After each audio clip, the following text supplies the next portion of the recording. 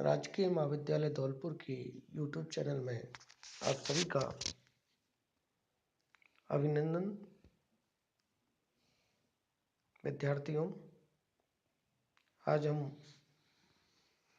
राज्यपाल के टॉपिक को लेकर आए हैं और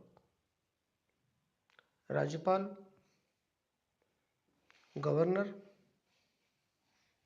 एक तरह से केंद्र में राष्ट्रपति के समान ही है और राज्य में इसकी वही भूमिका है जो कि केंद्र में राष्ट्रपति की होती है। और भारत में केंद्र के समान ही राज्यों में भी संसदीय शासन प्रणाली का अनुसरण किया गया है।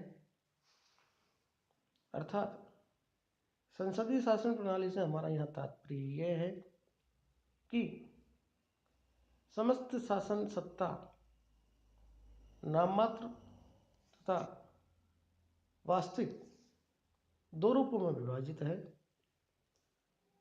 नाममात्र के रूप में जो शक्ति है वो केंद्र में राष्ट्रपति को दी गई है और वास्तविक शक्ति प्रधानमंत्री को दी गई है। प्रधानमंत्री और उसकी मंत्रिपरिषद। इसी प्रकार से राज्यों में भी नाममात्र की शक्ति राज्यपाल में निहित है तथा वास्तविक शक्ति सत्ता राज्य की मंत्रिपरिषद और उसके अध्यक्ष मुख्यमंत्री में निहित की गई है। यह इस बात का प्रतीक है कि भारत में संसदीय शासन प्रणाली है। संसदीय शासन प्रणाली की यही विशेषता होती है कि शक्ति दो रूपों में होती है, एक नाममात्र के रूप में और एक वास्तविक रूप में। नाममात्र के रूप में जो शक्ति है वो केंद्र में राष्ट्रपति के लिए है और राज्यों में राज्यपाल के लिए है। और वास्तविक सत्ता वास्तविक शक्ति का निहित होना केंद्र में केंद्र की मंत्रिपरिषद और उसके अध्यक्ष प्रधानमंत्री के रूप में तथा राज्य में वास्तविक शक्ति राज्य की मंत्रिपरिषद और उसके अध्यक्ष मुख्यमंत्री के रूप में निहित है। नाममात्र का प्रमुख राज्यपाल होता है, लेकिन उसकी समस्त शक्तियों का वास्तविक प्रयोग मंत्रिपरिषद के द्वारा ही किया जाता है और इसका प्रमुख मुख्यमंत्री होता है। विद्यार्थियों, राज्यपाल के बारे में राज्य में उसकी जो भूमिका है वो दोहरी है, दो प्रकार से दिखाई देती है। पहली, एक तो वह राज्य में संवैधानिक अध्यक्ष के रूप में होता है, जैसे कि केंद्र में राष्ट्रपति संवैधानिक अध्यक्ष के रूप में होता है। इसी प्रकार से राज्यपाल भी राज्य में संवैधानिक अध्यक्ष के रूप में होता है। और दूसरी भूमिका उसकी राज्यों में वह केंद्र के एजेंट के रूप में कार्य करता है। राज्य में वह केंद्र के अभिकर्ता के रूप में कार्य करता है। इस प्रकार से राज्यपाल राज्यों में दोहरी भूमिका का निर्वहन करता है। विद्यार्थियों, अब हम राज्यपाल के बारे में भारतीय संविधान में जो अनुच्छेद हैं, जो अनुच्छेदों में भारतीय संविधान में अनुच्छेदों में जो राज्यपाल के बारे में चर्चा की गई है, उनका हम विस्तार से बारी बारी से लेकर उन्हें समझाएंगे।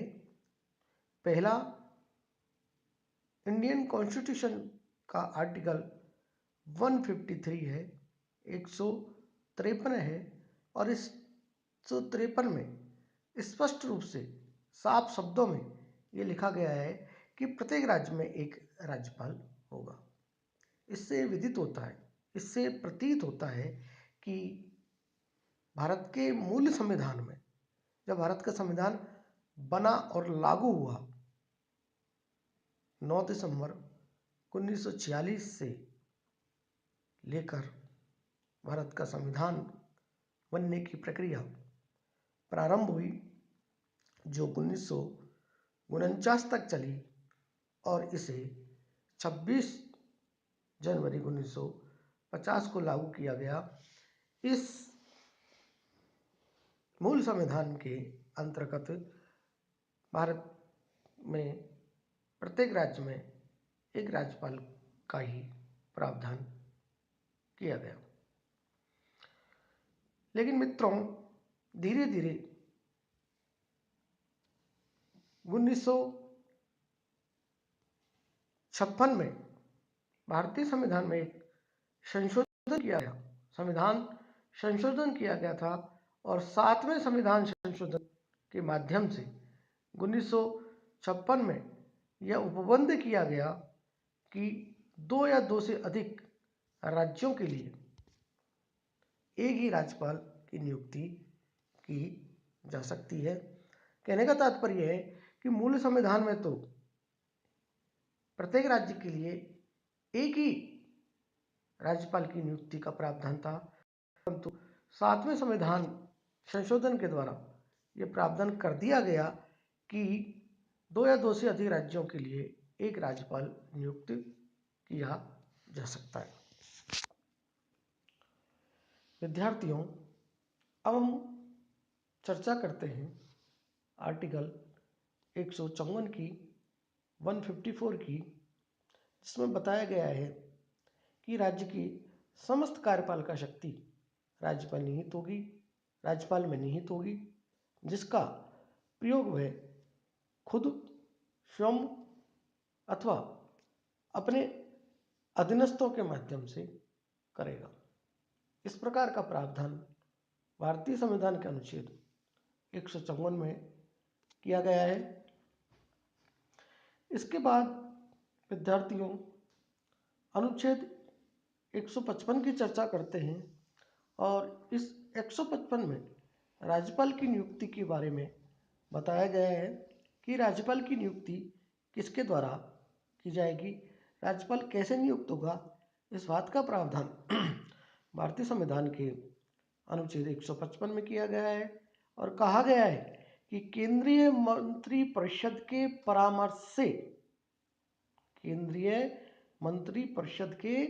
परामर्श से राष्ट्रपति के द्वारा राज्यपाल की नियुक्ति की जाएगी। आप सभी जानते हैं कि केंद्रीय मंत्रिपरिषद अर्थात उसका अध्यक्ष प्रधानमंत्री की परामर्श से, सलाह से राष्ट्रपति के द्वारा राज्यपाल की नियुक्ति की जाएगी। इस बात का प्रावधान भारतीय संविधान के अनुच्छेद 155 में किया गया है। और इस प्रकार की नियुक्ति के प्रावधान के संबंध में जो बात ली गई है वो भारत के संविधान ने कनाडा से ग्रहण किया है। अर्थात कनाडा में जो राज्यपाल की नियुक्ति का प्रावधान था उस चीज को भारतीय संविधान ने वहां के कॉन्स्टिट्यूशन से ग्रहण किया। लेकिन विद्यार्थियों, आप सभी जानते हैं कि भारत में इस प्रकार से जो प्रावधान है नियुक्ति का वह अलग है और अमेरिका के अंदर राष्ट्रपति की जो नियुक्ति है उसका प्रावधान बिल्कुल अलग है। वहाँ पर राष्ट्रपति का जो राज्यपाल का जो निर्वाचन होता है वो अलग प्रकार से किया जाता है।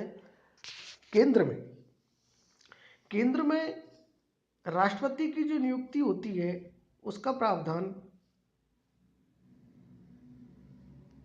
वहाँ की संवैधानिक व्यवस्था के अनुसार केंद्र में राष्ट्रपति का निर्वाचन किया जाता है। विद्यार्थियों, इसके बाद हम चलते हैं आर्टिकल 156 के तहत। 156 में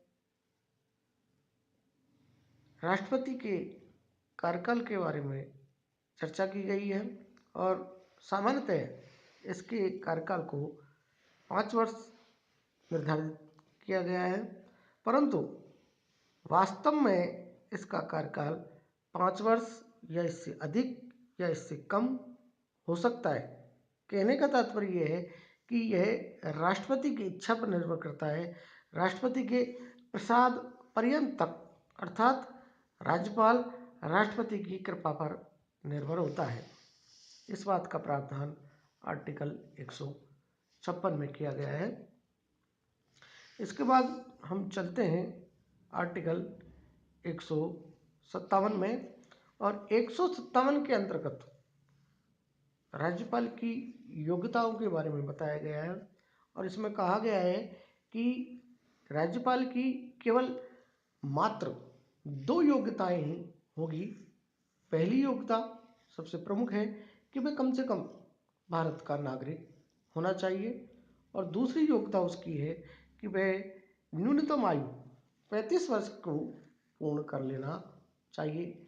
अधिकतम आयु के बारे में यहाँ किसी प्रकार का कोई चर्चा नहीं की गई है, केवल यह कहा गया है कि वह 35 वर्ष की आयु को पूर्ण किया होना चाहिए और वह भारत का नागरिक होना चाहिए।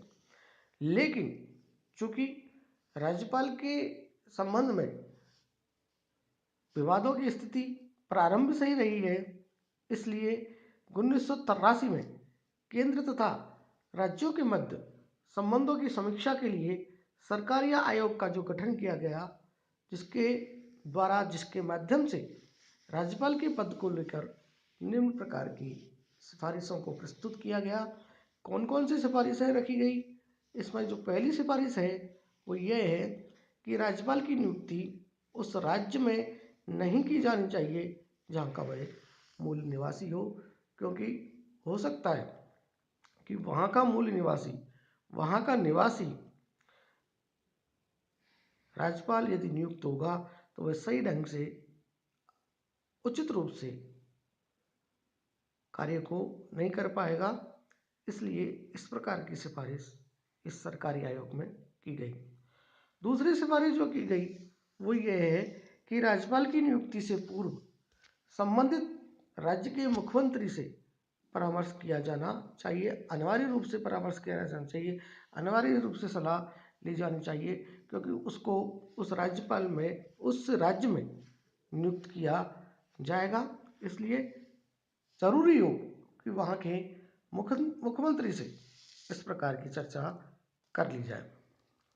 अगली सिफारिश जो है वो ये है कि राज्यपाल के रूप में ऐसे व्यक्ति की नियुक्ति की जाए जो सार्वजनिक जगत का प्रतिष्ठित व्यक्ति हो, अच्छा आदमी हो एवं जिसकी स्थानीय राजनीति से कोई संबंध नहीं हो।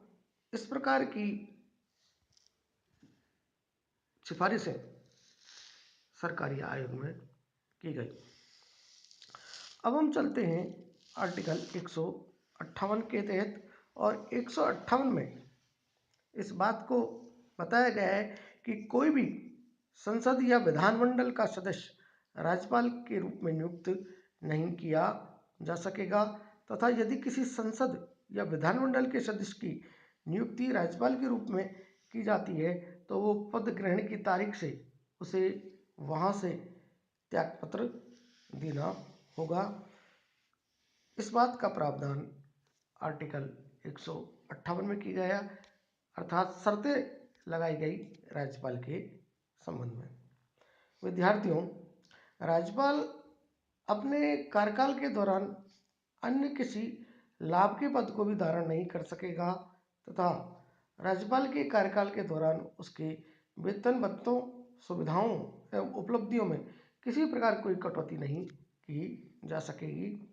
मित्रों, विद्यार्थियों, वर्तमान में राज्यपाल का जो वेतन है वो 3,50,000 रुपये है, जो कि राज्य की संचित निधि से प्रदान किया जाता है।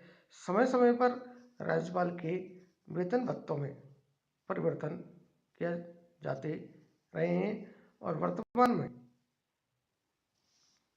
राज्यपाल को 3,50,000 रुपये वेतन के रूप में दिए जाते हैं।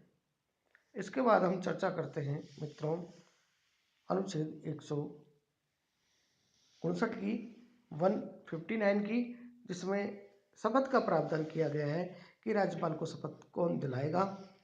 शपथ के रूप में राज्य का उच्चतम न्यायालय का मुख्य न्यायाधीश अथवा उसकी अनुपस्थिति में उच्च न्यायालय के वरिष्ठतम न्यायाधीश के द्वारा राज्यपाल को संविधान तथा विधि के संरक्षण की शपथ प्रदान की जाती है।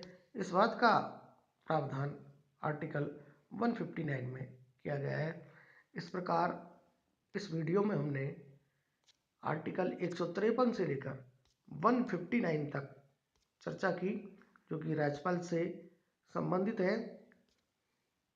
अगली जो वीडियो है उसमें हम राज्यपाल की शक्तियों के बारे में चर्चा करेंगे मित्रों कि राज्यपाल की शक्तियाँ कौन कौन सी हैं, कार्यपालिका शक्ति कौन सी है, विधायी शक्ति कौन सी है, न्याय शक्तियाँ क्या हैं, वित्तीय शक्ति क्या है और स्वविवेक की जो शक्तियाँ हैं जिनका आर्टिकल अनुच्छेद 163 में वर्णन किया गया है वो क्या क्या है, इन सभी का हम विस्तार से चर्चा करेंगे।